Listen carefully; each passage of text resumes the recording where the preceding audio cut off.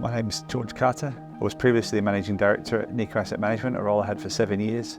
It was about 3 years ago that Tearfund ran an event raising awareness of modern slavery and human trafficking, and it opened my eyes to a world that I had been pretty blind to. A lawyer had come down from Thailand, her name was Pik, and she was talking about the work that she was doing prosecuting those involved in the trafficking trade. And not only was she prosecuting them and taking them through the law courts, working with the authorities, but also putting systems in place to provide compensation for and support for the victims so that the cycle didn't get repeated. And I was absolutely blown away by the commitment that she had to this work, but also the lack of resource that she had to work with. And so I said, what can be done? What are the things that are needing to happen to try and alleviate this issue?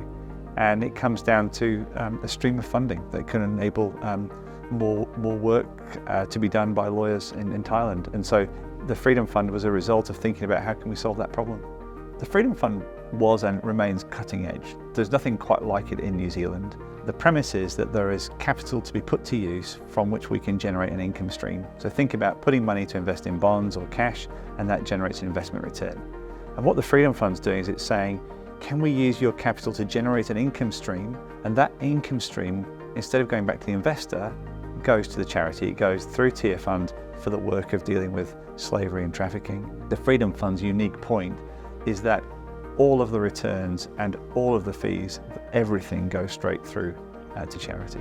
With roughly $500,000 in the fund, we should be generating about $2,000 per month to be able to gift into Tearfund's work against trafficking and slavery. Now there'll be some wobbles up and down as there are in investment markets over time.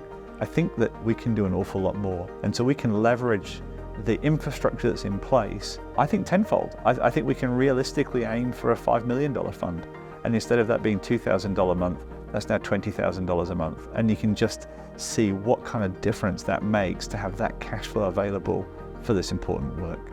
I think that modern slavery and trafficking, it's not overstating it to say that this is an evil within our world that is still far too prevalent. Helping deal with the issues around trafficking and slavery, that's not in our breadbasket of skill sets. And so we wanted to look at who out there has got the skills and the gifts and the talents to use the financial resources to make change and to assist in the world of trafficking and slavery.